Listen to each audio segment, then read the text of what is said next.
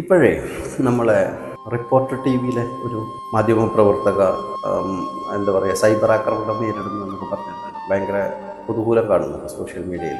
അതിനെ വെളുപ്പിക്കാൻ കുറേ ആളുകൾ ഇറങ്ങിയത് കാണും.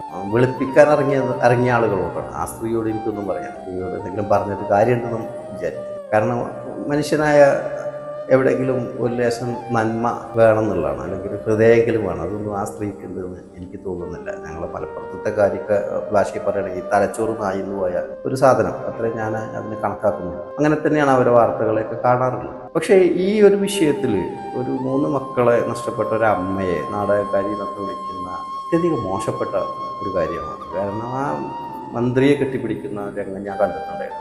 ഞാനും എൻ്റെ കൈ കണ്ണു നിറഞ്ഞു പോയി. കാരണം എന്താണെന്ന് വെച്ചാൽ 3 മക്കളെ നഷ്ടപ്പെട്ട ഒരു അമ്മയാണ്. അത് മനസ്സിലാവണമെന്നുണ്ടെങ്കിൽ എനിക്ക് 3 മക്കളുണ്ട്, പക്ഷെ ഞാൻ അമ്മയല്ല, അച്ഛനാണ്. അച്ഛനായ എനിക്ക് അത്തരത്തിലൊരു വികാരം വരുന്നുണ്ടെങ്കിൽ ഒരു അമ്മയ്ക്ക് എത്രത്തോളം ഉണ്ടാവും. ഒരു അമ്മയാകുക എന്ന് പറയുന്നത് അത്ര എളുപ്പമുള്ള പണിയല്ലല്ലോ. അപ്പോൾ ഇത്ര തമ്മാടിത്തരൊക്കെ റോട്ടും ഇറങ്ങിയാണ്ടാണ് പറയുന്നത് ചാടി കിട്ടുകയും. പക്ഷെ അത് ചാനൽ സ്റ്റുഡിയോയിൽ ഇരുന്ന് പറഞ്ഞുകൊണ്ട് ആളുകൾ ഒരു മയത്തിൽ ഫോണിലൊക്കെയാണ് അവരെ വിമർശിക്കുന്നത്.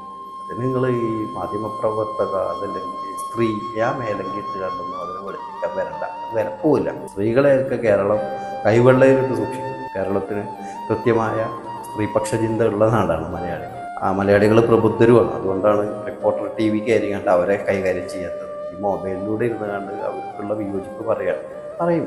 കാരണം തൊള്ളയിൽ നാവ് നന്നാവണം. അല്ലാന്നുണ്ടെങ്കിൽ ആർക്കാണെങ്കിലും ഇത്ര അനുഭവം ഉണ്ടാവും. എനിക്കാണെങ്കിലും നിങ്ങൾക്കാണെങ്കിലും മറ്റാർക്കാണെങ്കിലും. അപ്പോൾ ഇതിനെ വെളുപ്പിക്കാൻ ഇറങ്ങുന്നവരോട് ചോദിക്കാനുള്ളത്, ഇതൊക്കെ ഒന്നും വേറെ പണിയില്ലേ?